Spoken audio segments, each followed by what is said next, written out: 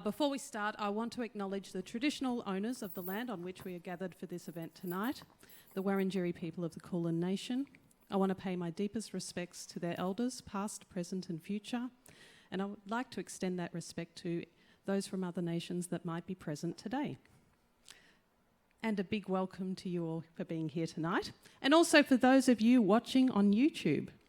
I'm Tanya from Public Programs, and it is my absolute delight to introduce tonight's ACMI Conversations talk, Beyond the Binary.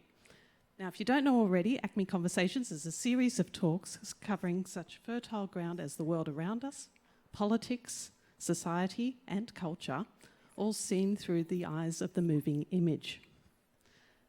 The way this tonight will run is with a panel discussion, which will run for about an hour, and then we'll have approximately a 20-minute Q&A session. So if you have any questions at all, please feel free to save them until then. And also, I should mention that we could also have the conversation in the ACMI Cafe afterwards if you had the time, so please join us there. We have our last conversations next Tuesday. It's called Anime and Feminism, and it'll be a fascinating discussion about the role of heroes in anime. As always, the talk starts at 6:30 right here in Studio 1, and you can book your tickets online, as you've probably already done for this event. But tonight, we are all here tonight to broach the representation of gender diversity on screen and how it has evolved, if it has evolved at all. Fortunately, we are blessed with a wonderful and downright interesting panel of prominent artists, critics, festival directors and filmmakers. By name, they are Benji Ra, Cerise Howard, and Amos Gebhardt. Heading up the discussion tonight is Bobuq Sayed. Bobuq Sayed is a writer, multidisciplinary artist and advocate for the Afghan diaspora. They co-edit Archer magazine and have written for Overland, Kill Your Darlings and Vice. Are a festival regular, having performed at Edinburgh at Emerging Writers Festival, Melbourne Writers Festival, the Village Festival and Melbourne Fringe. They founded the Queer Trans People of Colour Artists Collective, Colour Tongues, and are a member of the performance collective Embattered Swish. So we are very glad that Bobuq has made time in all that busyness to lead this discussion tonight. So without any further ado, please join me in welcoming Bobuq.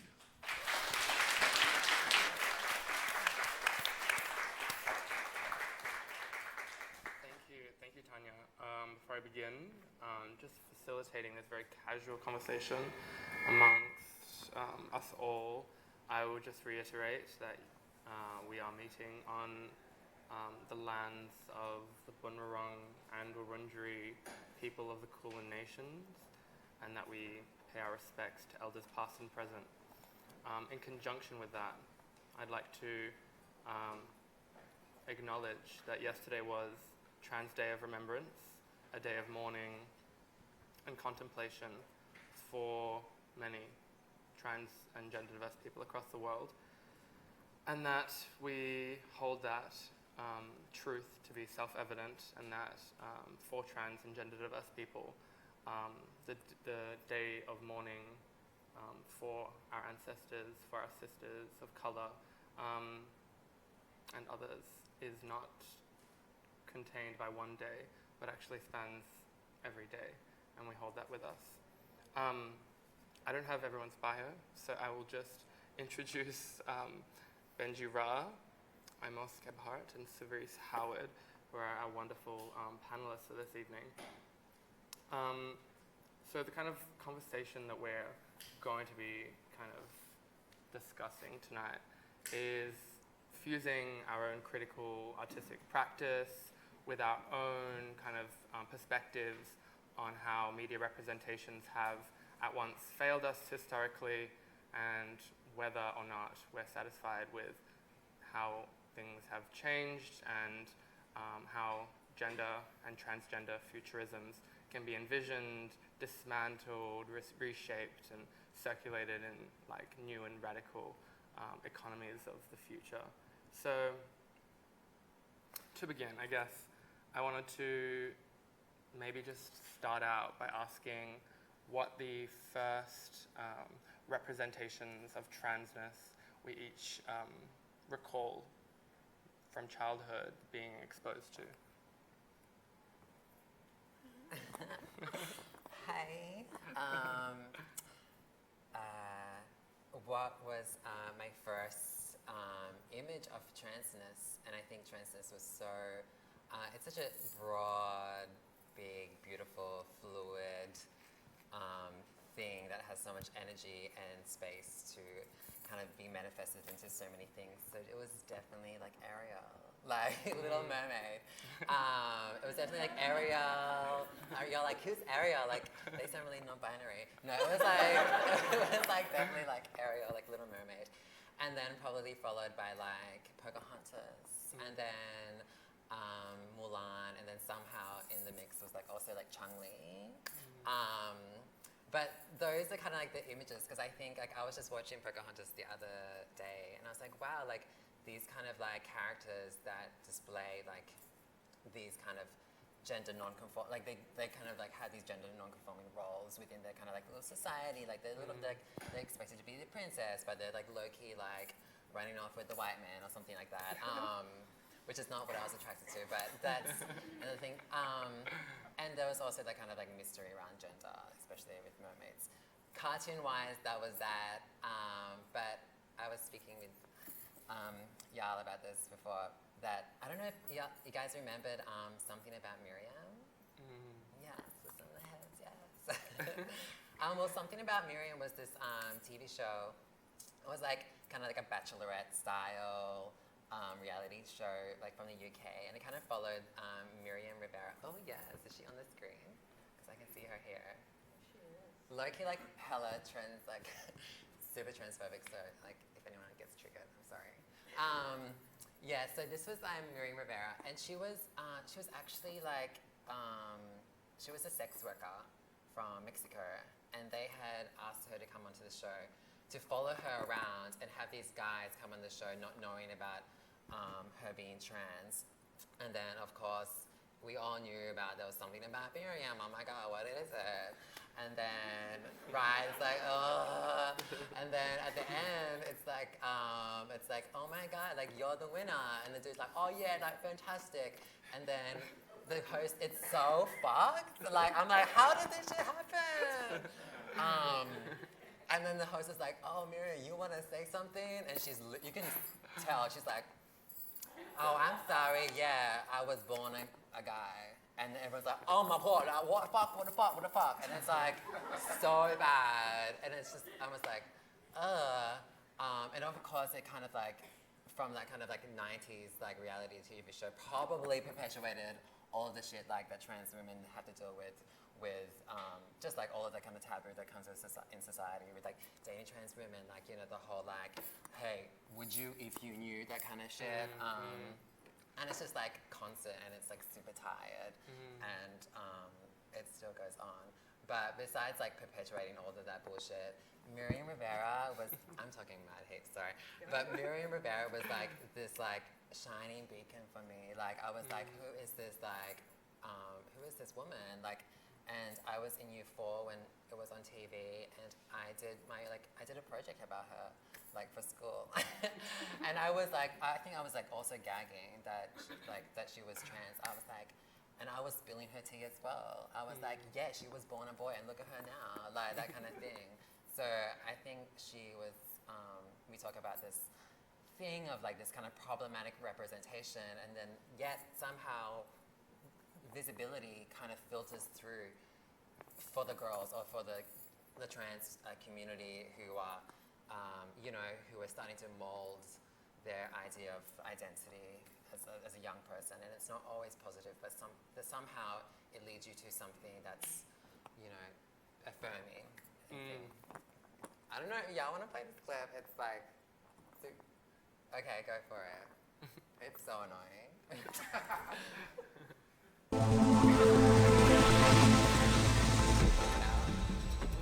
And the winner is Tom to the winner! Tom's just beaten Scott to win the heart of Miriam, but he's about to find out that she's been hiding one big secret. Tom, congratulations. How do you feel? Yeah, brilliant, fantastic, amazing, great. Well, in the bay, there's a luxury cruiser waiting for you and Miriam with £10,000. But Before you claim the prize, Miriam has something to say. Guys, this has been a whole new experience for me and such a great time. And I will never, never forget this moment. I tried to be honest with all of you as much as I can. Yes, I'm from Mexico. I'm a model, and I'm 21. But, Tom, I really love spending time with you and kissing you. I hate the producer. You see, I love men, and I love being a woman.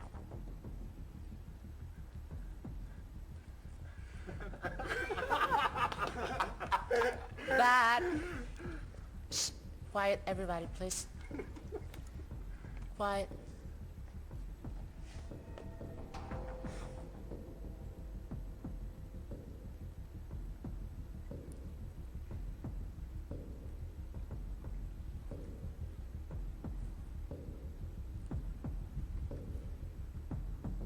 You see, Tom?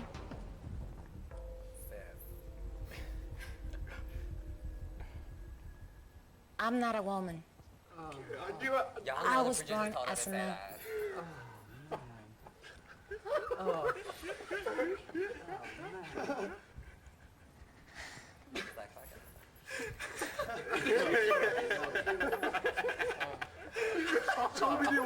I told you guys.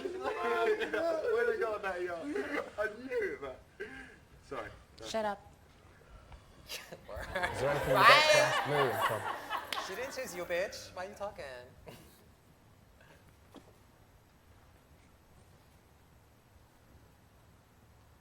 Well, I'm obviously shocked, as you can guess, so I don't know, really. I'm kind of lost for words, for once.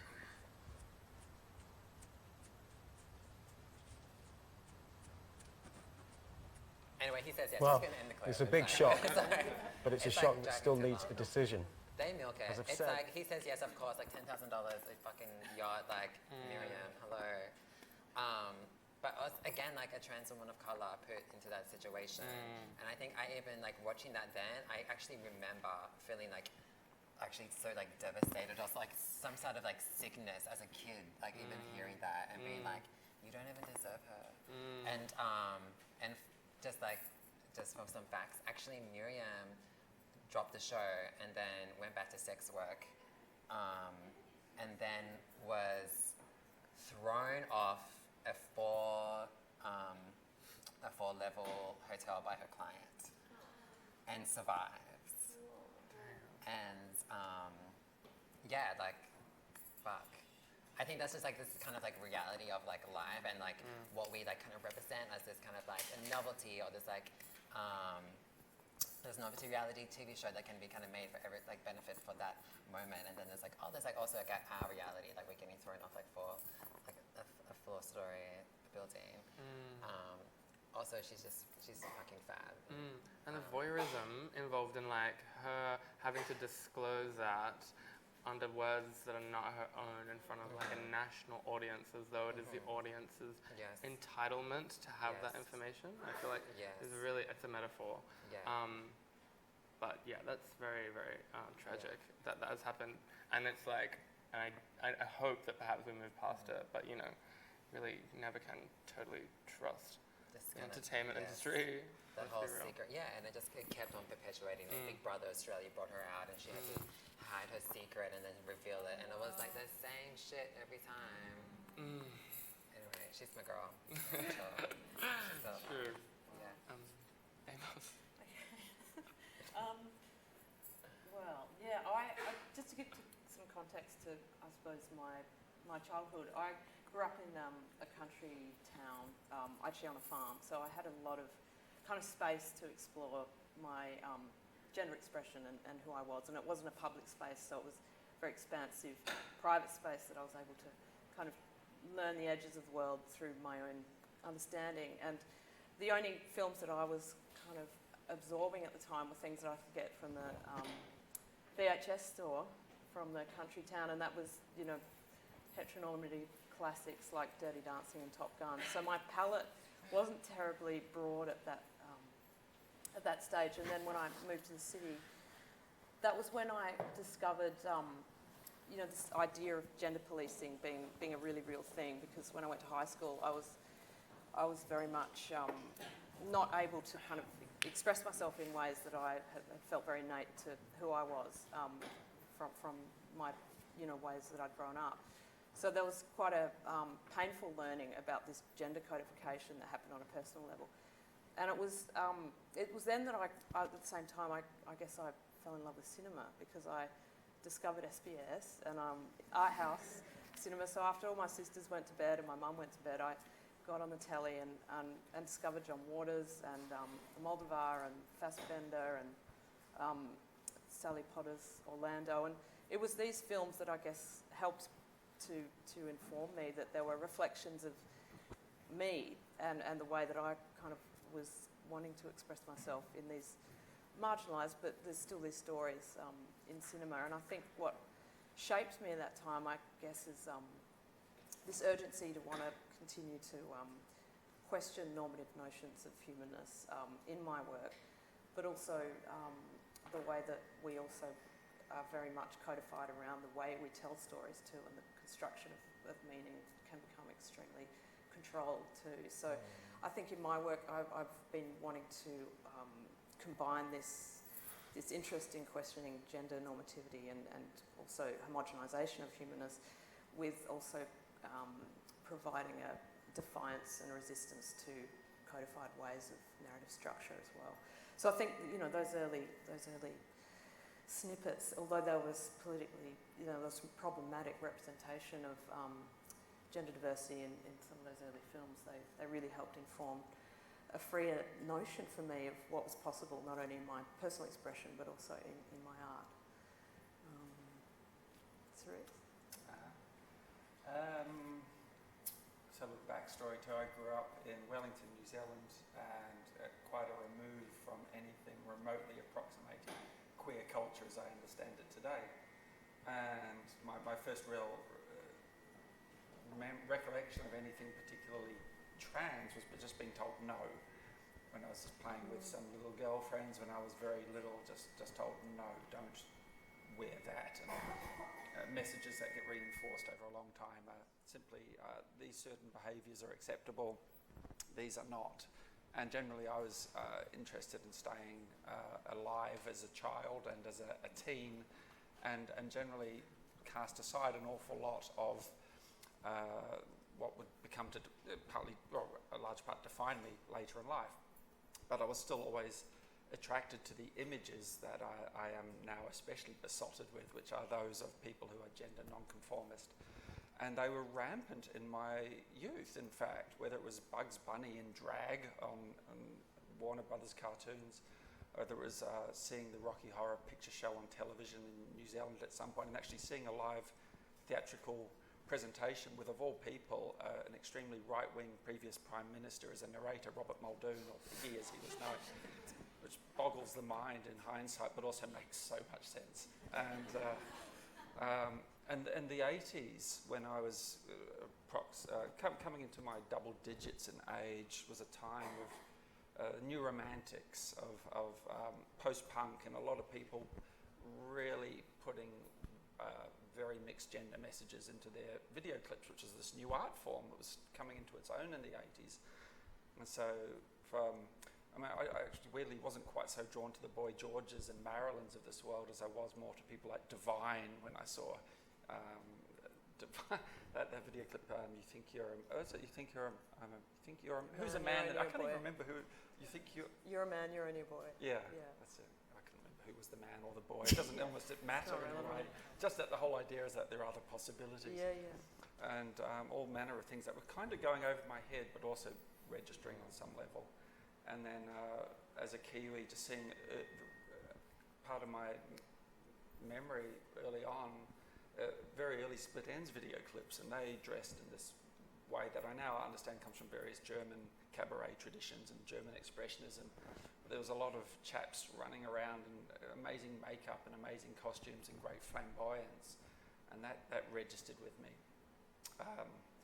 The first time I think I was really aware of something very trans, specifically where the language of transgender was utilised, though this was still in the early days too. On television was a British documentary about male cross-dressers and the women who love them, and I was actually very encouraged that there are women who love them. I thought that's very interesting. But also I thought no one must ever find out I've just watched this or that I was interested in it. And I watched it in the family home just furtively and then spoke about it to no one for years. Before eventually, when I was a bit of a slow one to twig in my late 20s, that I actually set upon a path of transitioning. Comedy. Eddie Izzard was somebody who spoke hugely to me.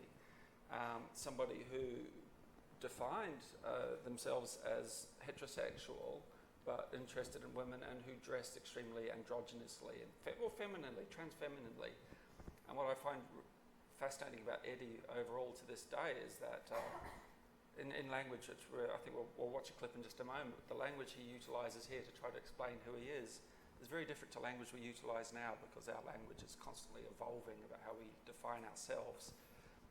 And what he says here, I think, sounds a bit weird to 2017, but the sentiments are spot on. And this, he was really key for me to find out who I was, because I know that I'm not actually Eddie. I went then down a different path again, and then down some other little cul-de-sacs, and then out of them, and down some other diversions. And yeah, it's still a journey. But perhaps if we could just throw to, I'm not sure exactly which of the two Eddie clips we've got synced up here, but either of them are gold. So yeah, thanks, Travis. This one will do nicely. Anyway, so yeah, boom, boom, boom. And yeah, also if you're a transvestite, you get lumped into that weirdo grouping. You know, there was a guy in the Bronx. When I was in New York, there was a guy in the Bronx. He was living in a cave, like you do, and he was coming out and he was shooting at geese, and a lot of weird things going on with this guy. And they found, in his cave, the police picked him up, they found a collection of women's shoes, and they thought, well, maybe he's a transvestite. And if he is, he's a fucking weirdo transvestite. I'm much more in the executive transvestite area. Travel the world, yes. It's much more executive. Like J. Edgar Hoover, what a fuckhead he was. They found out when he died he was a transvestite, and they go, well, that explains his weird behavior. Yeah, fucking weirdo transvestite. Executive transvestite. It's a lot wider community, more wide than you'd think. Yes. And I grew up in Europe, where the history comes from. And, oh yeah. Eddie addressing America. Yeah. So yeah, a hugely influential figure to me. Yeah, absolutely. I think an interesting point, and I think what we are kind of involved in now is kind of like workers in these creative fields is kind of rectifying the errors and failures of our early childhoods to accurately and affirmatively like represent our bodies, our narratives, our histories, etc. And I think, especially with someone like Rocky Horror, I feel that was one of my earliest exposures. And I feel like Frankenfurter is like a very wonderful depiction of like a freaky transvestite, an anti-assimilationist transvestite, and someone whose gender expression and performativity is not palatable. So that's just a little aside from me, the facilitator. But like, so what we know is that perhaps in the last couple of years, 5 years or so, we've seen a spike in the representation of trans and gender diverse people in media and TV. Shows like Transparent, you know, Orange is the New Black. Like, we're seeing them more and more. Even Munro Bergdorf, like, they are more visible, perhaps. We have always been here, but like, perhaps more visible is something that we can agree upon. So I wanted to kind of throw it to you all and maybe get a discussion of some sort going on why you think and what factors you think are behind this recent spike in visibility. Isn't it just like capitalism? Isn't it? Isn't just like the kind of like the turning point is kind of in relation to also capitalism and just understanding that when society turns, like the capitalist world turns with it. So whatever they can, I don't know if you guys want to jump on that, but I just, Yeah, and I think or there's... is there also kind of like a positive, I would like, I mean, it's positive, but it's like, it's also, it's like super American and Western world led, and like it's such a globe. So it's, so I'm suspicious of it because I understand a big history of trans people of color in outside of that, kind of really turning the point. But then you have this kind of Western led thing, and then that's just, it's always just so capital as well there. Yeah, and I think whenever a marginalised community is seeking representation, there's always that pressure to kind of dumb down identity, but I think it's really important to be able to own and continue resistance and dissonance despite the visibility, to not actually become invisible in your visibility, which is, it's hard when there is this pressure from the capitalist world to spice up their stories with transness or with gender diversity, and when there isn't a kind of integrity to that representation, when there hasn't been consultation that involves co-authorship or the power centre of the actual story residing in the community itself, then it can quickly turn to exploitation. So I think this needs very careful consideration when we're looking at a growing visibility in the mainstream world. Well, I think the online communities, so there's forms of community that couldn't exist before the advent of the internet, have been tremendously helpful. I mean, occasionally we encounter hostility in those spaces as well, but tremendously helpful in finding like people. So when I first started to twig that I was perhaps trans in some fashion or other, discovering that there were any number of other people of similar disposition, sense of questioning about themselves and the greater world, and that the huge, as it turns out, a great vastness of different ways of gender expression across cultures, across the entire world. Suddenly armed with that sort of information that was nowhere near as accessible before the internet, it's made a huge difference. You suddenly found other people, and then you perhaps met some of them in real life as well, but generally you had a means of exchanging information. And by degrees, I think identities were more strongly forged through a sense of that community.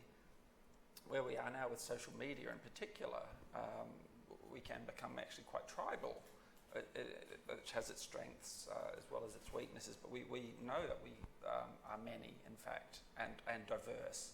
We know that there are many different modes of gender expression and identity and relations with the cultural paradigms we're born in, and it's given us some strength, and it's also given people out there, I think, the sense that ours are stories that are very interesting, and sometimes, I think, yes, extremely exploitative, the way people might want to market our stories to audiences that are often not us, because after all, we are a minority, and there's not always great millions to be made in making things for minorities. But at the same time, our stories are often quite remarkable. They are journeys, and people are always interested in quest narratives. And it can get a bit problematic when it's kept very binary, where someone simply, the idea is the narrative, the quest is to go from this state to this state. So maybe from one particular binary pole to another. But increasingly, I think there's a lot more gradation to that appearing in narratives, and the trans experiences are becoming a lot more broadly represented. And some of that's making the mainstream, and some of it, by degrees, I feel there's a real groundswell for people to cast trans and gender diverse actors, so that we seeing things that I think are kind of abominable, like cisgender actors receiving Oscars for their performance in the other gender.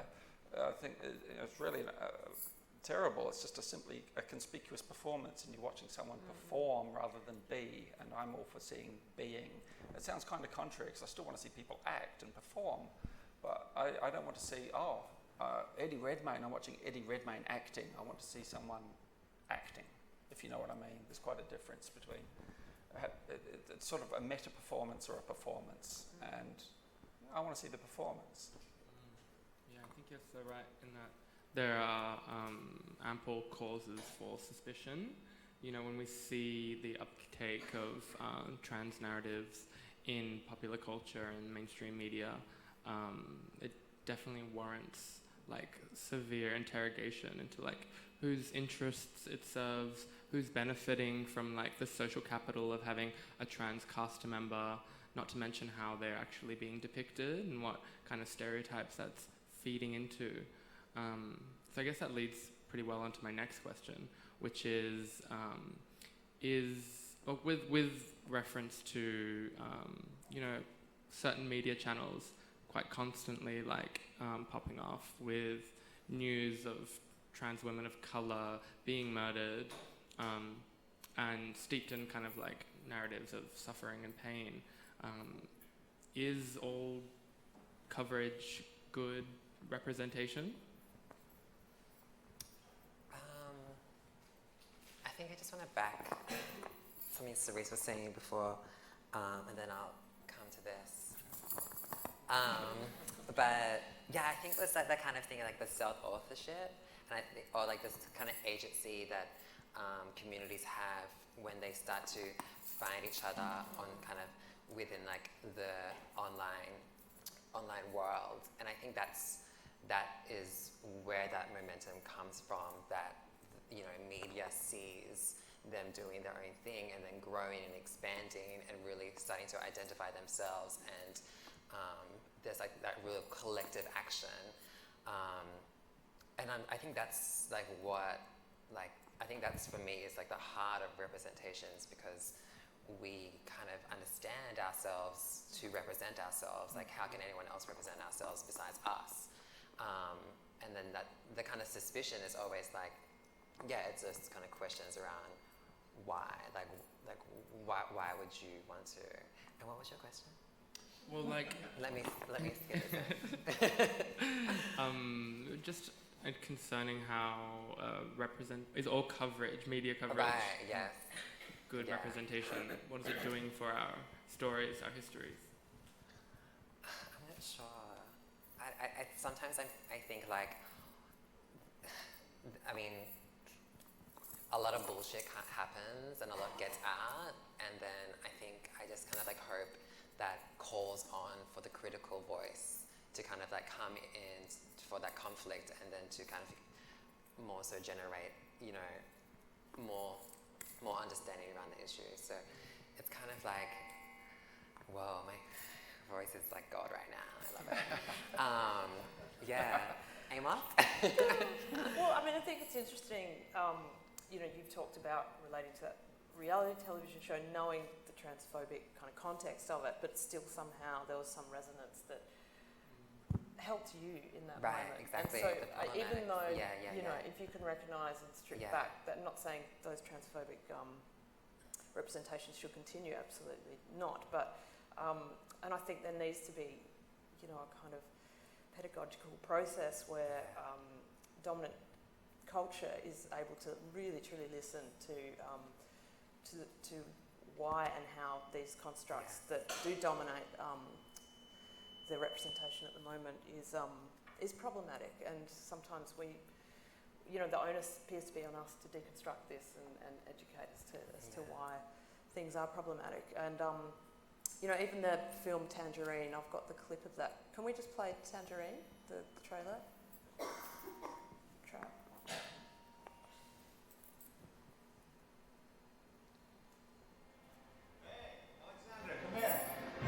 Listen, have you seen Cinderella? Looks like someone has a crush. Cindy's back on the block. Oh yeah, she's back. She's back and she's going hard. Merry Christmas, bitch. Woo! I got some good news to tell you about me and Chester. I know what it is. You're breaking up with him. Thank God. Him to be cheating on you like that. Wait, what? You didn't know? White boy. Who is she? Her name starts with a D. Danny. Desiree. Destiny? You're making me lose my game. She's some white fish. Chester, she know me with real fish. Yeah, bitch, like a real fish. Girl, like vagina and everything. Girl, calm the fuck down. It's not that serious. I will go with you under one condition. You must promise me that there's not going to be any drama. I promise, I promise.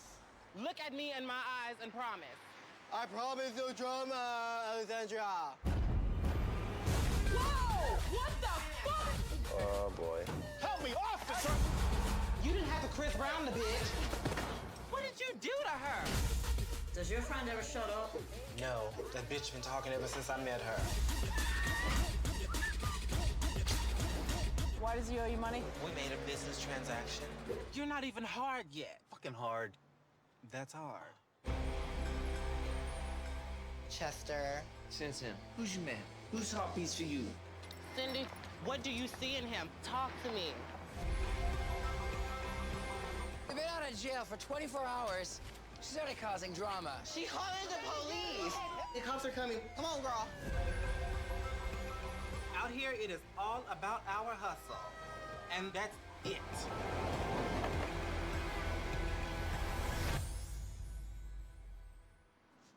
This motherfucking girl thing.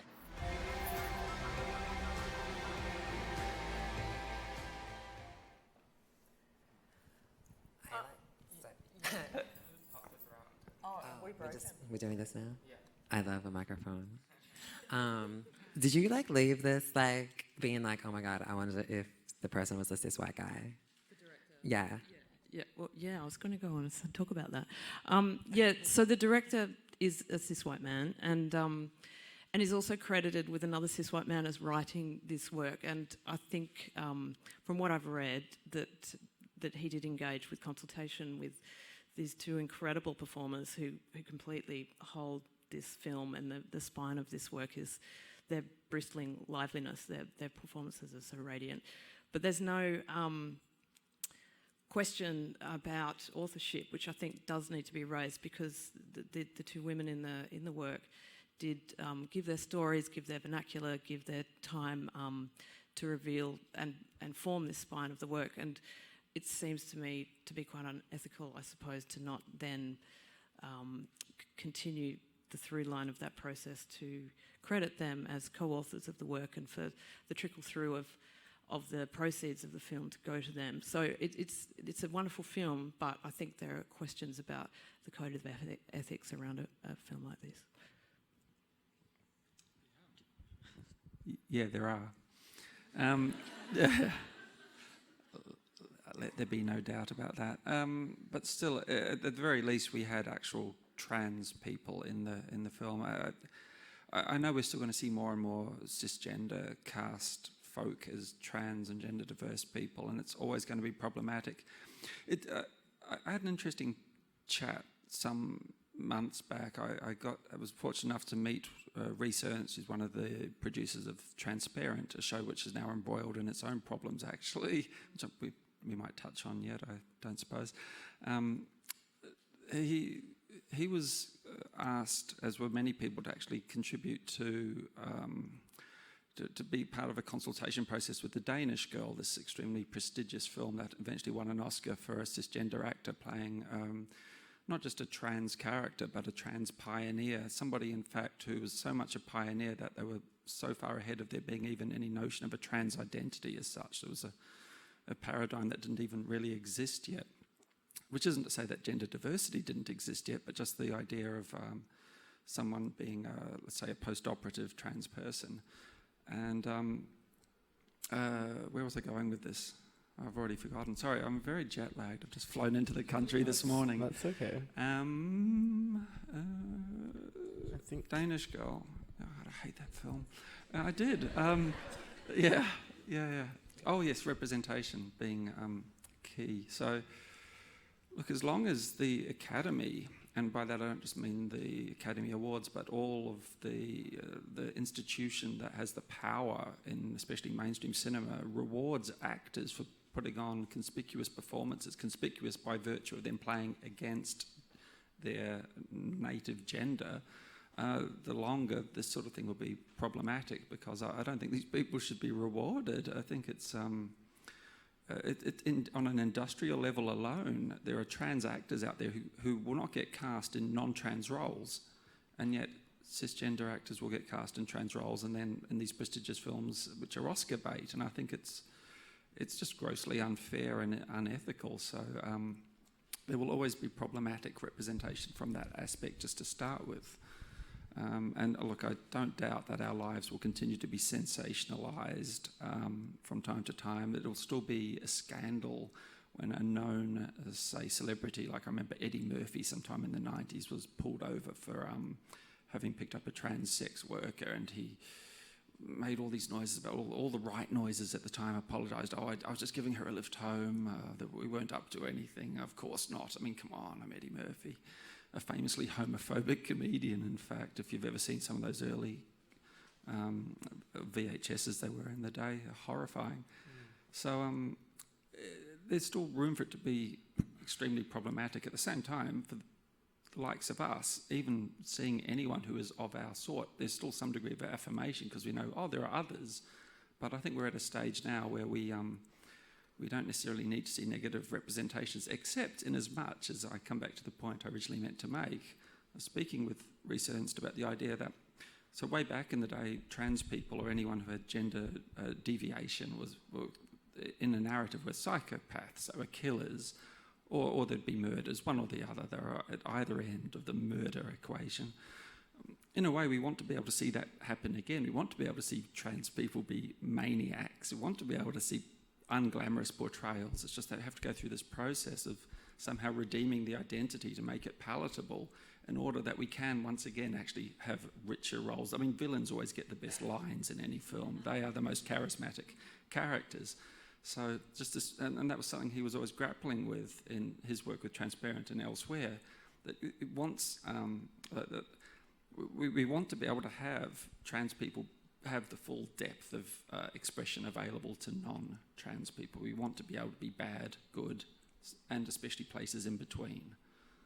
That was my original point. I got there eventually. Thank you for bearing with me. And I think I was a bit like unsure of how to answer this kind of like question, like whether all representation is good representation or whatever. But I think it's like that kind of like need for such a great diversity of narrative within trans people, and it's just like, I know this is fucked, and I know that that doesn't relate to me at all, but at least it's giving us some sort of space or something to that thing. So for me, all the time, I'm thinking like, the trans people of color, come on, like we out here, like we're not all like white transsexuals or whatever. Like how like that's seen in that language, like from like so much of like Hollywood cinema, but. I mean, like the image is so strong, and visibility is so palpable and goes, you know, it crosses oceans and class and all of those kind of things. But I just think that there's something really underlining that becomes super radical when we talk about like the ethics and who makes it, and then how they make it, and how they film us, and where, like, what angle, like to the smallest things that, you know, that are so much about the fabric of cinema. And I think that when we begin to kind of fuck it up from the inside out, it's kind of those kind of like those small details that begin to really revolutionize how we see our bodies and how we see our identities within media. Like I just keep on thinking about this idea of like the gaze, like, you know, like how you see me, like I have an empowering stance in this way, but you want to put the angle in this way, and like, and it's just like that's never how I would, you know, film myself, or, you know, just all that kind of stuff. Like I'm sure that's, and the ethics, exactly, like the ethics, like who is actually like, what is a product got to do with anything? If a Marsha P. Johnson film is coming out, but all the benefits and all of the money and the capital is going to this white cis man, when a trans woman, Raina, put all her work into archiving and finding and researching that, like what has that film got to do with, like, how is that film being reflexive to our community? It's nothing. It's just out there as a byproduct of something really, really fucked. Yeah, that's a really good point. And I think it's across to bear for all the global queer community, is that often, actually quite consistently, it's trans women of colour who bear this burden, who are the ones on the front line, who are the sufferers, who are the unsung heroes. And I think it ties into what you were mentioning earlier, Cerise, about the internet being a frontier of activism, whereby if it weren't for the internet, we would still be having cis actors playing trans roles in fetishistic and exoticizing ways. But because of our grassroots activism, there has been some incremental change in how representation is delivered. I guess we probably have time for about one more question. And I want to ask something that relates to what we've been talking about earlier in the panel, about how non-binary genders in film and TV are kind of obscured by binary trans people who are often depicted, and who the industry really loves to depict, transitioning, or much better, fully transitioned, because it really seems like there's market and a desire and a real a real diet and appetite for this notion of transition and resolution. So I want to just pass it down and see what you think and how that relates to your own practice. Yeah, well, I think there is an obsession with that narrative of a fully transitioned story, because I think it's still a reflection of a policing of some kind of binary. So you might, we'll accept you're not a man, but therefore that must mean that you're moving to the polar opposite. And in reality, that's not the case. And it can be the case, but it's certainly not always the case. And so I think there's this still degrees of ignorance and control and gender codification that's taking place when you see that obsession with the fully transitioned person or a passing person. And those terms are actually really violent terms for gender diverse people, because it really shows a lot of erasure of experience and erasure of identities of people who wish to position themselves beyond and in between those two polar binaries. And I think that it'd be a great place for us to get where those two binaries aren't the kind of navigational reference points anymore for gender, that they're just gone, and we can kind of have a much more expansive notion of gender. So for me, I've wanted to work with challenging gender normativity in the work that I do. I've moved into video art in the last couple of years, and I worked on a film last year, a video installation called There Are No Others, and that was an attempt on my behalf to challenge the canon of nude portraiture in the Western art history, which always seems to have an obsession with the binary. So for me, I wanted to make a work that was able to depict a type of gender euphoria, and to show this expression of gender as being something that can be exultant and that can exist outside of this binary and be a pleasure to watch and to be.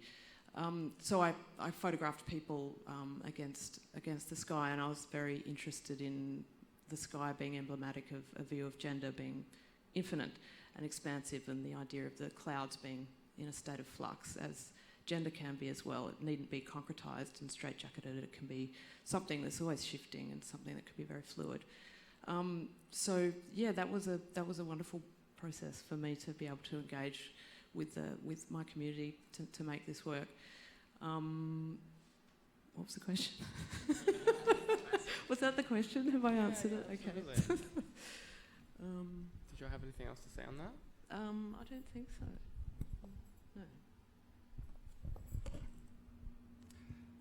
No. Something about our own practice, wasn't it? How we, so, I mean, one of the fields I work in is as a film critic and film programmer, and wherever possible I look to queer that up as much as I can. So a weekly radio show and podcast at 3RRI called Plato's Cave, we look whenever possible to incorporate queer cinema. For example, Funeral Parade of Roses, which I know is still screening here at ACMI and has a, I can see it here.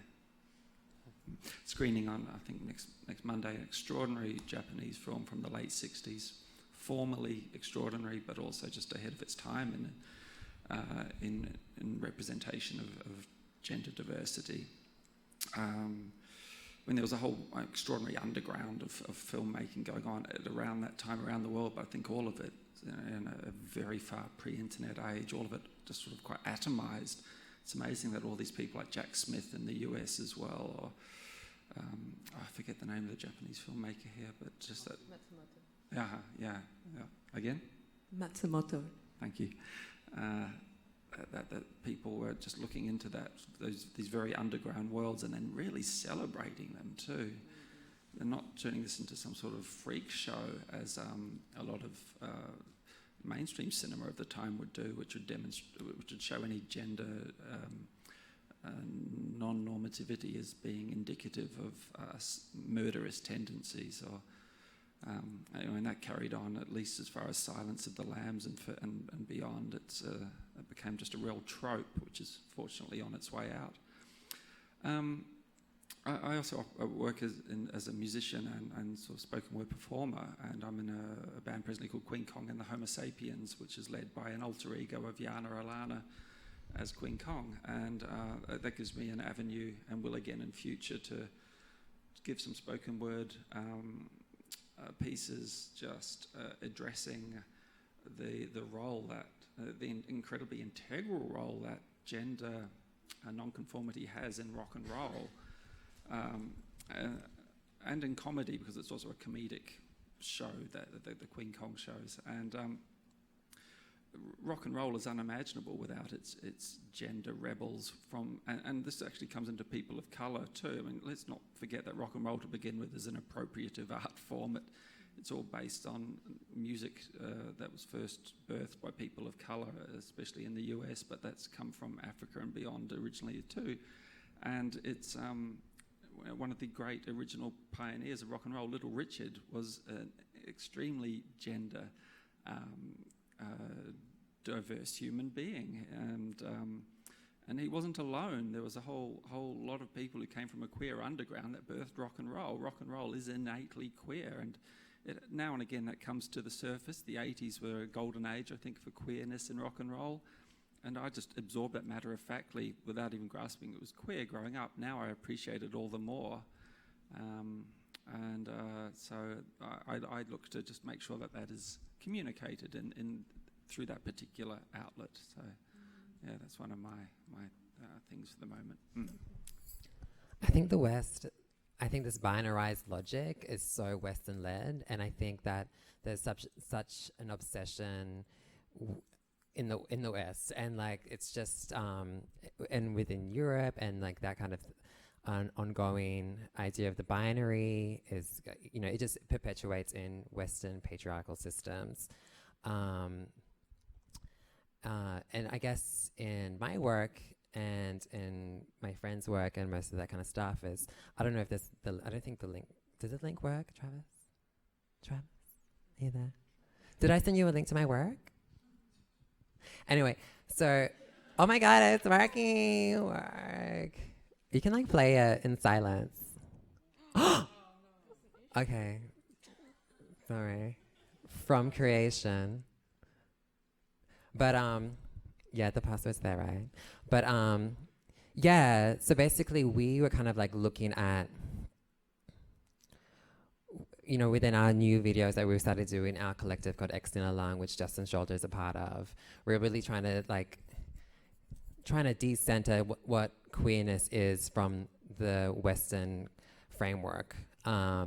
And looking at our lens as queer Filipinos of what really kind of gender is, and identity and sexuality, which is something that's quite fluid and super ancient and has been gathering itself. It's been gathering itself for years and years and years, and actually until the interception of colonization and the first contact was that it began to kind of be labeled and have definitions, and these things that were so fluid and communal began to be demonized as something that was, from the patriarchal Spanish colonization perspective, something extremely evil and highly threatening. So this is a performer, Jai Jai, and she is, she's from a village in the South Islands of the Philippines, and she performs these roles as these mythological creatures. And there's something extremely weaponizing about that, because these mythological creatures are our folklore that was originally propaganda from the Spanish friars. That these women who had long tongues and that would fly off and halve their bodies and fly into the sky and eat babies and stuff were actually, were propaganda for women who were sexually liberated and basically people who were gender non-conforming. So I think for us, with this kind of material, it's just like beginning to imagine a new world, beginning to kind of imagine a future where these kind of like, it's like the West, I keep on talking about it, but it's like that Western-led logic is so suppressive for so many identities outside of that, especially for people of color, especially even trans, the word trans, like why is that so centered around this English word, and how can we begin to make room and possibility for outside of that? Yeah, that's a very valid point. I think we probably have time for one more question, and I'll just draw it in from what we've been talking about today. And it's kind of like designers and directors of our own artistic practices, which are varied, but which do center gender non-conforming bodies generally. I guess I want to ask what responsibility we have to kind of steer the narratives of gender non-conformity, trans, bakla, etc., away from one of suffering and trauma and pain, which is what we actually still see today. Just looking through the annals of trans representation in film and TV, there's no secondary trans character whose parents love her and who just is trans, and that's just her story. It's she is suffering, she is harassed, she is beaten, she is abused. She might succeed, but those trials and tribulations are always intricately tied up in her life. And to misrepresent that and pretend like that's not a part of our experience would also be an inaccuracy, but doesn't encompass the nuance and complexity of our beauty, of our community, of our joy. And so I kind of want to ask how we, in our work, kind of make space for that nuance and that complexity. I don't know if it's my work yet, but yeah, I just want to see love. I want to see mad love and relationships. I was like, oh my God, I got triggered from that Miriam thing, because I was like, shit, that's how I look at guys now. And I feel like that relationship with cis men is has perpetuated in my life. So, what would happen if you did have these kind of relationships that were represented that were, were radically normative? Ugh. You know what I mean? That's really weird. It's kind of it's not heteronormative, but it's kind of radically normative in a way, because it kind of fucks with the binary without kind of talking about it or something. It's kind of this kind of silence of silently fucking it up. Yeah.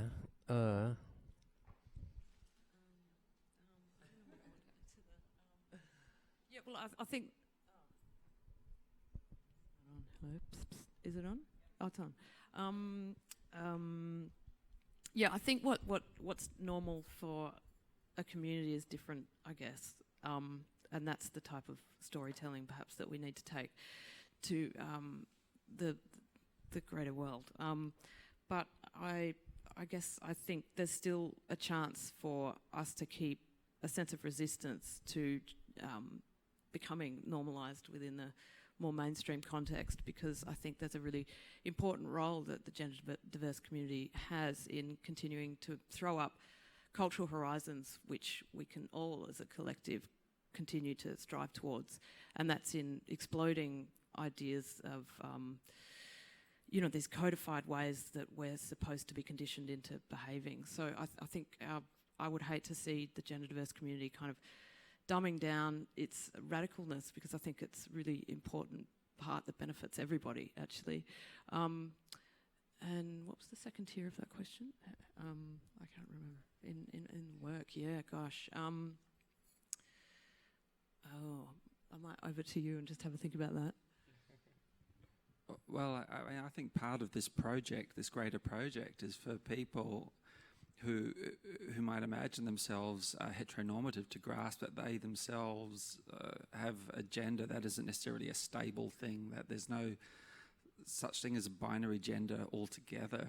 I mean, this is my feeling that people, I mean, as soon as a lot of people grasp male, female, and they think, oh yeah, okay, so then there's masculine, feminine, and that the notion that everyone is as masculine as everyone else, or everyone is as feminine as everyone else, is of course patently absurd, and that's from one day to the next. Things change. So why? I mean, I think we want to probably, I'm of course very hesitant to speak for all of us, we have a queer sensibility we want to ally to this, but I also think that the non-queer, or at least ostensibly non-queer majority of the population can also actually take something from this and grasp that they don't have to conform to these binary ideas, because they're in fact nonsense. There's no one thing from one culture to the next that is uniform. There's no thing that is masculine and understood as such everywhere you go in the world, whether it's how you present yourself, whether this gesture is read one way in one culture, it's read totally differently in another. There's so much variation. We are a great many people. There's billions of us on this planet, and each of us is a little gender diverse unit. And I think really it's much more chaotic and magnificent than people commonly even begin to dwell upon. That gender diversity is in all of us. So I think if there's some way to get the mainstream to grasp that they are more than just an either-or proposition themselves, then I think this can all open up just for us and for everybody, and everyone can benefit from that. It can be liberating for absolutely everybody. But I'm a utopianist, so that's how I roll. Can I just read this, because it feels like it's perfect for this moment, but I don't know. Before Benji reads this excerpt, I'll just ask you to all get ready for question time and prepare and jog your memories and what we've been talking about. Back over to you. Right, yes, think of those questions. Feeling Utopia, which is the first chapter of the introduction to Jose Esteban Munez's Cruising Utopia. I don't know, has anyone read this? Yes, work. Anyway, it really talks about this idea of queerness sensibility and imagining the futures of survival and the kind of criticalness of that, of the reality of now. And anyway, I'll just read it. But queerness is not yet here. Queerness is an ideality. Put another way, we are not yet queer. We may never touch queerness, but we can feel it as the warm illumination of a horizon imbued with potentiality. We have never been queer, yet queerness exists for us as an ideality that can be distilled from the past and used to imagine a future. The future is queerness's domain. Queerness is structuring an educated mode of desiring that allows us to see and feel beyond the quagmire of the present. The here and now is a prison house. We must strive in the face of the here and now's totalizing rendering of reality to think and feel a then and there. Some will say that all we have are the pleasures of this moment, but we must never settle for the minimal transport. We must dream and enact a new and better pleasures, other ways of being in the world, and ultimately a new world. Queerness is a longing that propels us onward beyond romances of the negative and toiling in the present. Queerness is that thing that lets us feel that this world is not yet enough, that indeed something is missing. And he goes on to say, queerness is essentially about the rejection of the here and now and an insistence on potentiality or concrete possibility of another world. But yeah, it's just that super fab thing of understanding that here and now is never going to kind of give it, it's never going to be so totalizing of our queerness and our diversity. And it's kind of I guess within all of our works there's always that idea of potentiality, or kind of imagining the kind of possibility, or just giving space to that space as well. Yeah. great note to end on, or segue on rather. I guess we'll now open it up to the audience and emphasize that, or prioritize, articulate that we are prioritizing trans voices from the audience, people of color from the audience, and if y'all are too nervous, then opening it up to everyone else as well.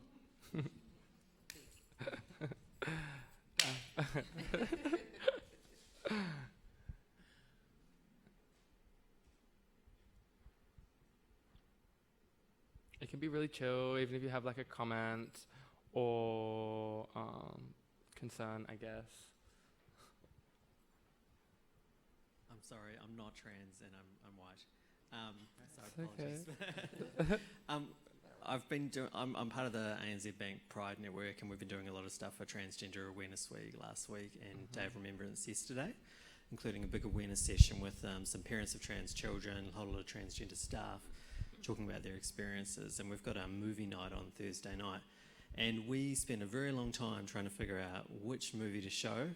Our criteria, which the transgender and gender diverse focus group we have put together, was the trans characters must be played by people who are trans in real life. It must be actually a good movie. You know, some of them aren't, I don't know, they're just not particularly great movies, but the story might not be that great, whatever. And also we wanted it to be a reasonably positive one that kind of brought people together and sort of it wasn't all doom and gloom. And this was really driven by our trans people in our group. I was just wondering, the movie we chose is Boy Meets Girl, and I was just wondering if you know of that movie and if you have any thoughts on that film. I know that film. Do you all know that film? No. It's a curious one because there's a lot that's quite heartwarming about it all, and there's romance there that blossoms quite convincingly and sympathetically to cisgender and transgender participants in that romance. But then weirdly it's got this quite Republican vibe about it too, I remember, which I mean, I'm sure that's a thing and kind of encouraging. Why, I mean, in a way, why shouldn't people whose politics veer to the right also be able to embrace us all, because we want to be inclusive? But it's still, that was quite, I remember being quite struck by how odd that was, that there was, so I remember, not crystal clear, but I remember it was sort of set in the south of America, and there was someone back from the military and military service, and they were from a family well-to-do, and it just, it was really odd actually. It was an interesting clash of, not exactly clash, but in fact I was expecting a clash of ideologies there, because I'm not accustomed to seeing the right in the States and trans people exactly meet harmoniously. So it's an interesting selection. Anyway, you'll certainly have things to talk about after watching it. Yeah, well, it's not a bad choice exactly. It's just it's a really curious one. Yeah. Perhaps it's in the Conservatives' best interests to characterize like transness as something quite already acceptable, and in doing so kind of dismiss or undermine like how hard it is and what the real struggle is. And so I feel suspicious of how simplistic that representation was and whose interest that simplicity is serving.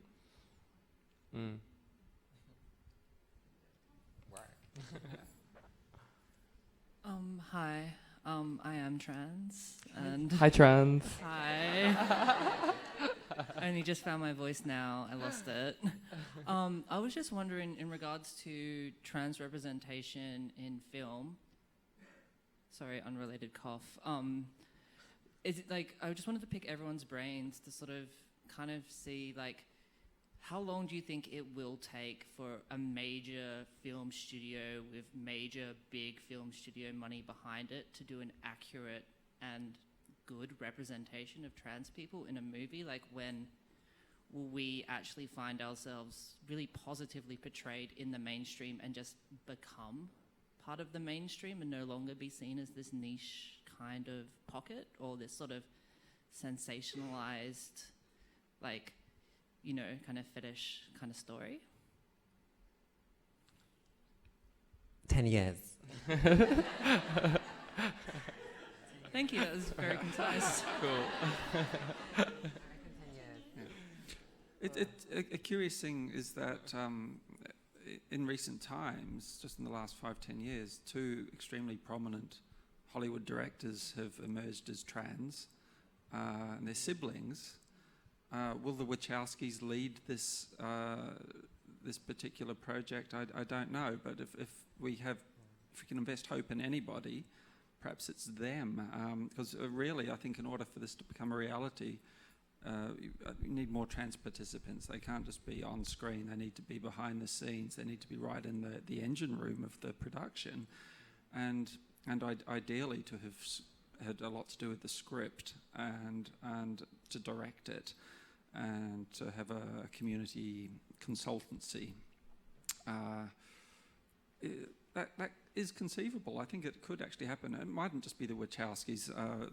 There are perhaps other people who will come to have some degree of clout in the industry, whether through, you could almost call it accidental design. I don't know when the Wachowskis' own trans acknowledgement of self kicked in, though there are always clues if you go back to The Matrix and even Bound before that, and you might think, oh yeah.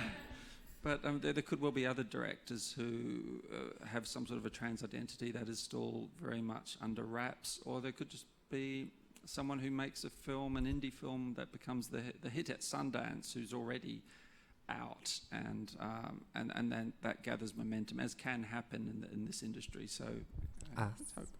Oh, yeah, it could be us. It could be over drinks at the bar shortly that we might hatch something. Also, I think it's like this shift from like being the muse, and I think like from being the muse to being like the person behind the camera and being the person who's going to self-author or just author this whole entire production. And I think that is something that is like very like, oh, it's really, really fab to be the muse, and it's really fab to be that person, that character, and there's so much empowerment in that. But there's also, like I was saying before, like it's so radical to kind of switch that. And once you switch that, the power dynamic changes, and obviously these things of us just kind of like, oh wait, oh, we're exhausted by being the other, we're exhausted by being this thing that is always perpetuated and decentered from normativity, so I'm going to recenter our stories. So I think it's like once that kind of like, I feel like there's momentum that's happening now, and there's so many artists, and I think it's like, I mean, like, fuck Blockbuster. I think there's like so much more to it, but yet there's so much power in Blockbuster and pop cultural kind of platforms. But I think that there is so much like movement with artists and trans artists of color that are really kind of self-authoring their own platforms and building that. So I really don't think it's that far away.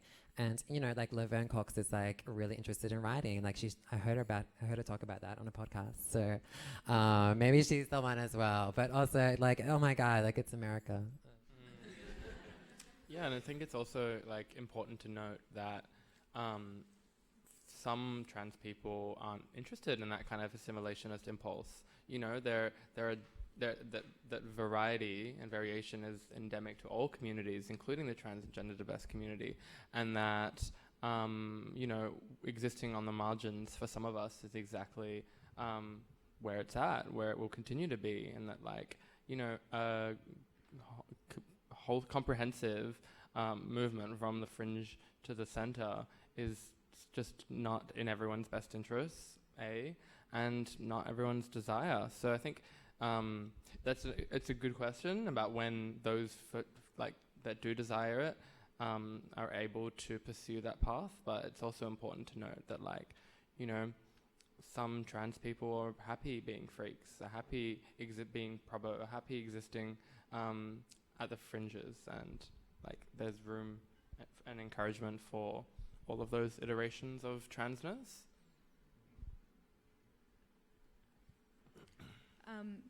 Hi, my name is Vince. You've spoken a lot about the community of trans people and how that's represented and how it relates to the community as a whole. but there's also the whole thing of how it relates specifically to personal identity and that sort of thing. And I was just wondering, like, how do you balance that? How do you balance, you know, making sure that it's representative of a community, but also making sure that it's representative of a specific experience? A community experience? Is that what you said? Yeah, like the community experience, Yes. but also a very Yes. specific Yeah, experience. Yeah, totally. I think when I make work, I kind of think about labor and like that kind of responsibility, and I kind of resist that. And I mean, it's just like a personal thing, but I kind of just put out what is. I mean, we do a lot of community stuff, but like when it comes to kind of my own solo practice, it really is about just kind of pushing my shit forward and my story forward, because I think that that's just me taking up space, or me creating space for my own narrative, and I think that's what needs to happen. And I think that there's so much positivity within affirming community and what that means, but there's also like it's so generalizing to do that. So I mean, I first and foremost think people should represent themselves and their own narratives and their own stories, because I think from there it creates waves of familiarity to the wider community.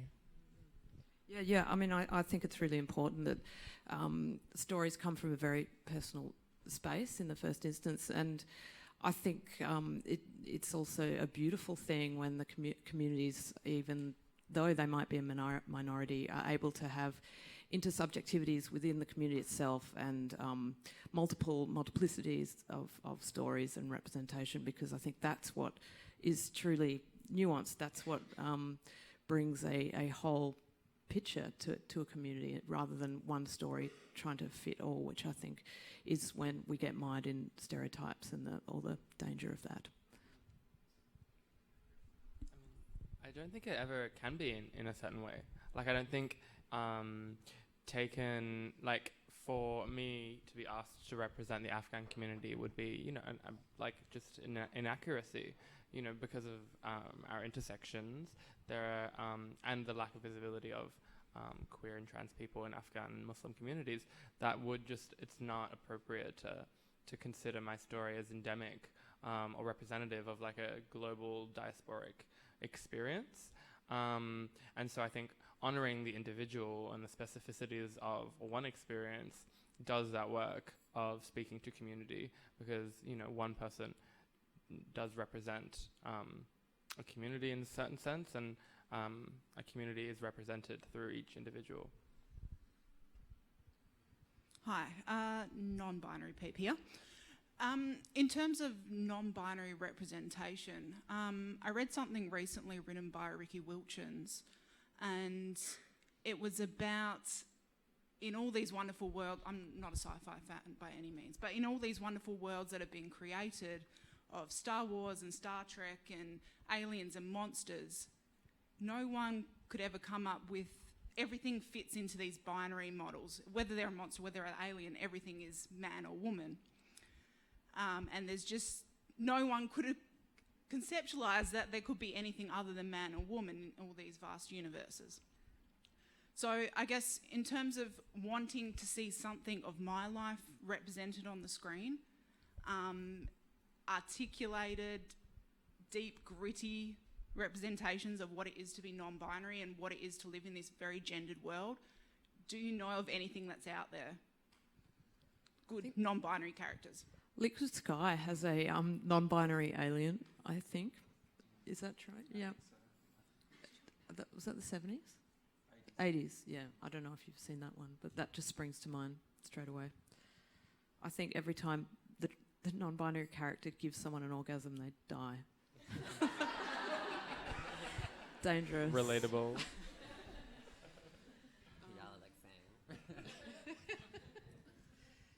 Hey, I'm also non-binary. I was just reading the other day that Ryan Murphy's next project that he's like writing and producing is focusing on the New York ballroom scene, I think at the sort of end of the 80s, and that a huge number, or not a huge number, but a large number of trans women of colour have been cast in that, which is awesome, but it's still a cis white man telling the story, Who is he? particularly one that has like, I think, a history of sort of... the Glee demanding total ownership of his projects and sort of driving them into the ground.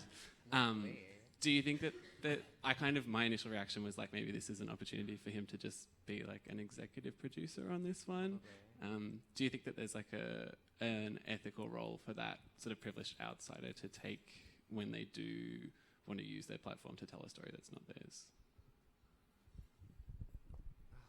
Yeah, I think there needs to be a redistribution of power in authorship, absolutely, and I think there's still a hoarding of opportunity that's going on by the cis community in terms of even gender diverse storytelling, and I think until that's given up and that those systemic issues are addressed, then I think we're still going to have a big problem.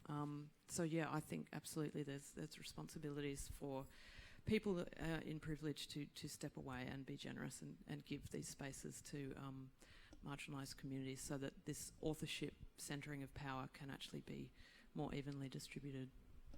Wait, he's making a series? It's like a TV show? Yeah, as far as like a ballroom TV show? It's like two narratives. It's like about rich white people in fashion and the ballroom scene and some sort of intersection.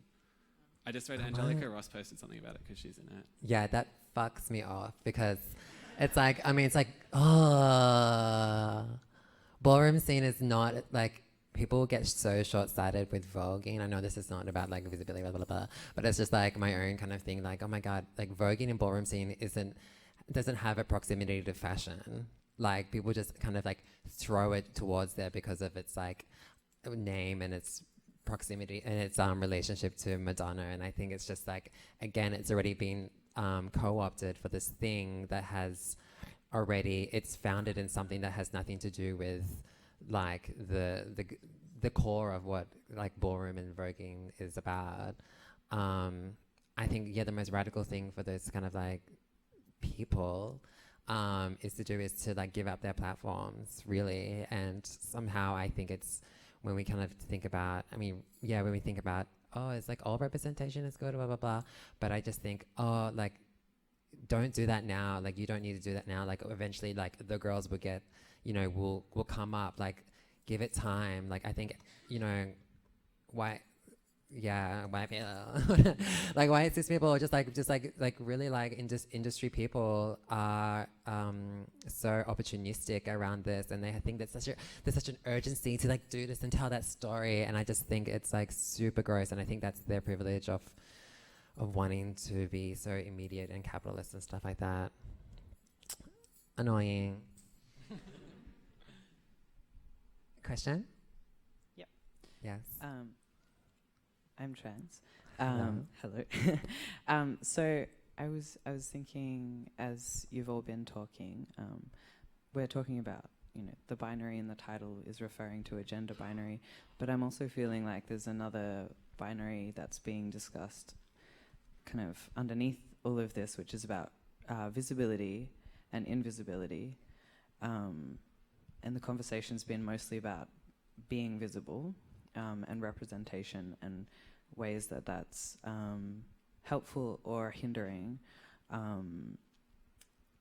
And I feel like representation is really complex because being represented on a screen isn't the same thing as being seen on the street, which can have a completely different impact on an individual, sometimes violent. So what I'm interested in is representations of trans and gender diverse people that maybe that's like, whatever kind of cultural producer they are, whether they're an actor or a dancer or whatever, but that's who they are, but it's not necessarily the entirety of their work, or they have other stories to tell, or they're interested in being able to articulate other things about life and love and the world, and not necessarily being kind of only known as, oh, it's a trans person and that's their one line kind of thing. So I was curious, sorry, I'm talking quite a bit, if anyone has films or, I don't know, knows of individuals who are cultural producers who managed to do that. Did that make sense? I'm not sure. It did. I think there's like two parts of that question. Or like it's like a statement question thing.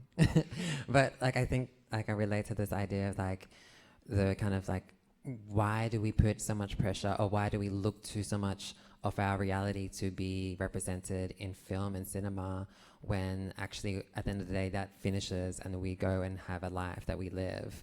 And I think for me coming into my transness, actually it wasn't about me seeing myself represented on cinema, it was actually about seeing myself represented in my landscape. And it wasn't until I really, really traveled to the Philippines and really spent a long time there that I actually saw myself, because I wasn't going to get that representation anywhere in Western cinema, even in Filipino cinema. It wasn't going to be that. It had to be on the streets, and it's highly visible, and it had to be like my interactions were every day with that. And that there's just so much magic and like spirituality that can come with those interactions as well as like, of course, like the violence that comes with being represented in the landscape. But I think that second question around can trans people just be trans and make stuff without our transness being capital? I'm not sure. No, but I was talking about this with my friend the other day about this whole like resistance and super suspicion of clickbait terminology that is about that asks trans people to represent diverse beauty and inclusivity and what that means. It doesn't give us a space outside of that at all. And I think it's much more, it's not someone that is like taking that platform and doing and making a thing that's not trans, but it's like, I think of Ines Raw. She was like she's like the first Playboy girl recently, like a few months ago. And like I thought that was like super radical. Like I was like, yes, like eventually people found her tea and were like, oh yeah, blah blah blah. But she wasn't campaigning for diverse beauty. She was literally doing Playboy girl, like male gaze desire, like that heteronormative desire, and she was fucking it up on that kind of platform. And I think that was for me. I was like, yeah, that's something there about not being. Of course, people will talk about it, but it's not totalizing herself as this trans woman. It's enormously complex, being invisibly visible somehow. I mean, speaking personally, I'm conspicuous. I'm 6'3.5", and much as I don't generally seek attention as I just go about my everyday business, it can be forthcoming. I used to find that it could be a lot more forthcoming when I was less comfortable in my own skin, and somehow you carry that with you, and by degrees learn not to project a sense of ill at easeness whilst other people are projecting all manner of things onto you when they clock you. And I find this is an enormously difficult question, and how that can be then actually represented in art in such in a fashion that either speaks to our experience on the street. In a way, I just don't know that it can. It's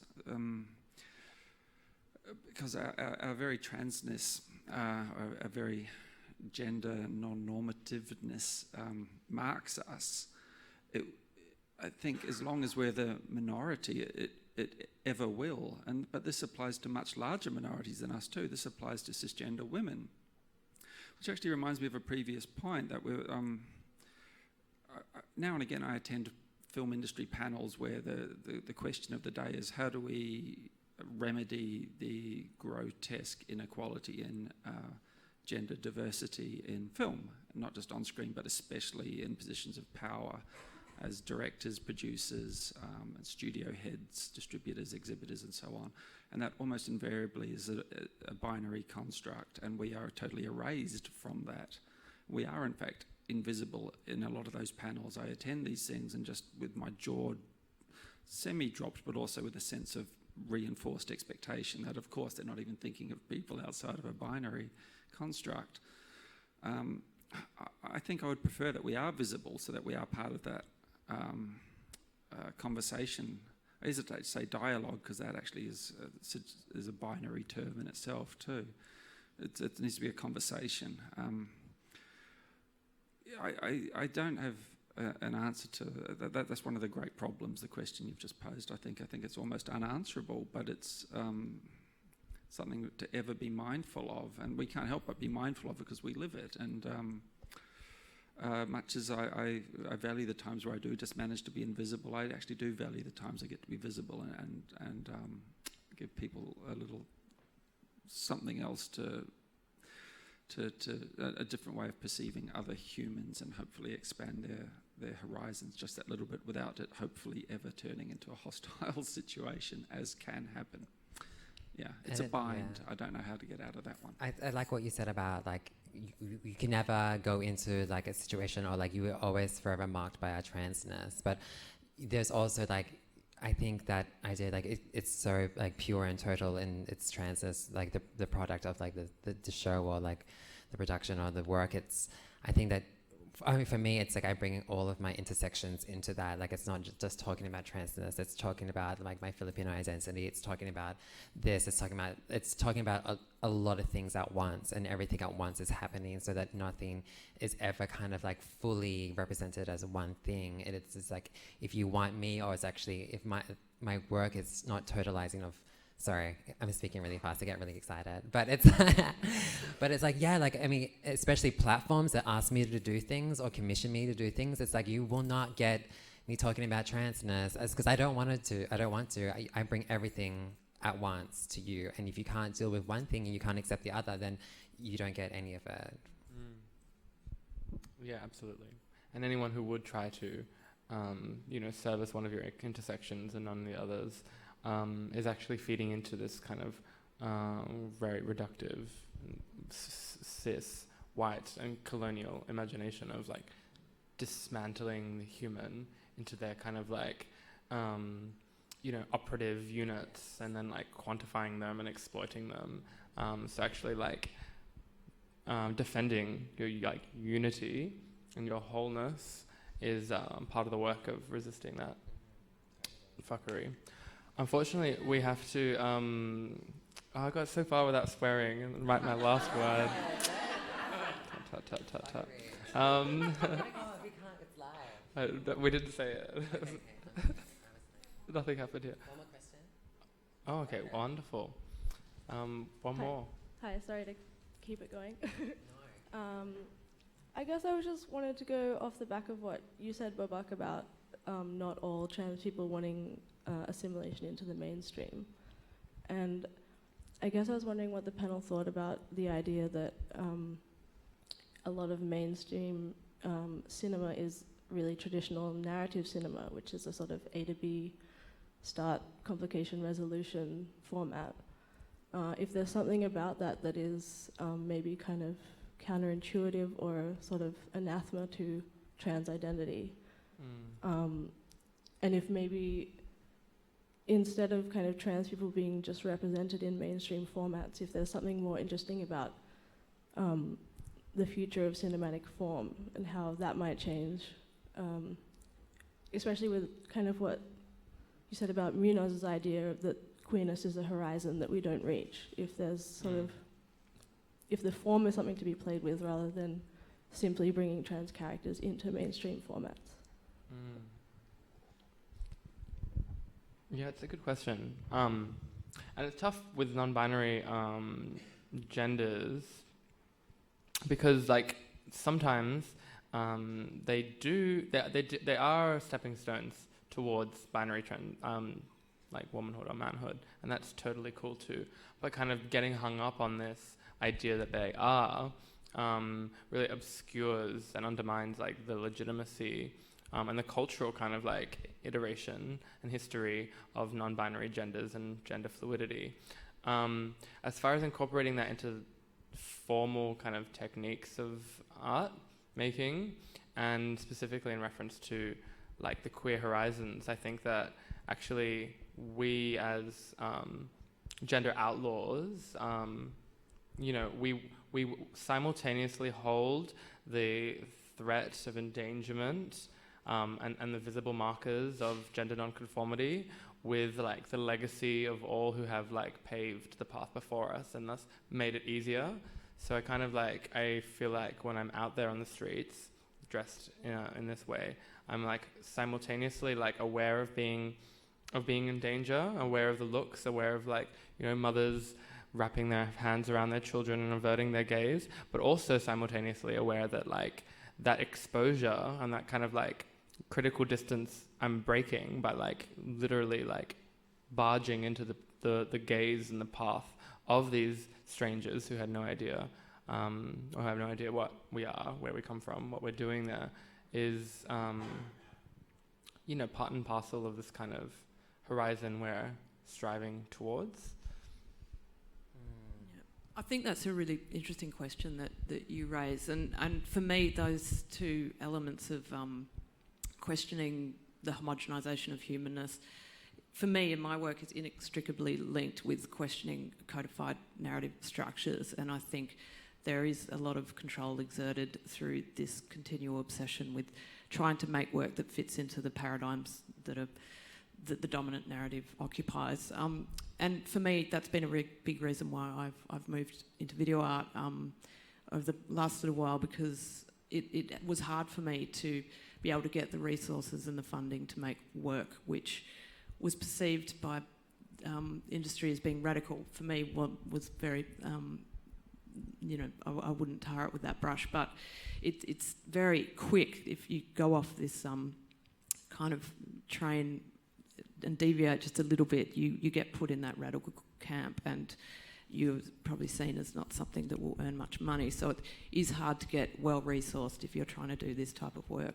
But for me, visual art is a space that I feel like I can really leave that non-narrative obsession, narrative obsession, and make more abstracted works, and works which fly in the face of these, you know, that Hollywood structure that we, I think, in our lives, we're able to question and live resistance. So of course that's going to feed into a desire to also do that in our arts practice. I was going to say that it's, first of all, fab question, and I'm still thinking about it, and I will think about it after. But I was going to say, like, I think that's why we work in the mediums that we do, because there's so much space for abstraction and actually failure, which is so much a part of the core of being queer, and that these kind of like cinematic success stories and blockbuster films, and basically the industry is kind of like the polar opposite of what queerness is. It strives for something that's so assertive and so defined and so products based. And I think that, I think that there's, I mean, working as a dance maker, you know, something that is like so like ephemeral, something that's like so based on gesture and history in the body, that for so long, like that's just like that was my resistance to all of that, to being ever defined or to even be gendered or anything, or to be even politicized in some sort of way that people could talk about. And then now that I've moved into like more like video and installation work and more critical theory, it remains the same. Like I can talk about that within that, and I resist, you know, Western format duration, like time-based work and stuff like that as well. I think it encompasses everything that has to do with that piece.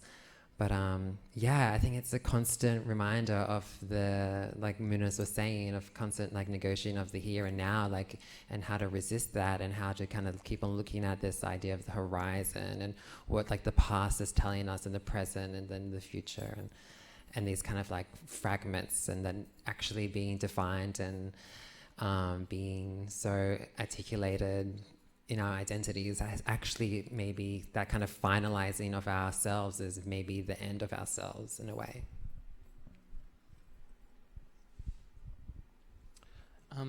Thank you so much, everyone, for being a captivating and articulate audience. Thank you, ACMI, as well, for hosting us. I guess we will congregate outside a little bit, and yeah, thank you all again. Also, thank you to the panelists as well.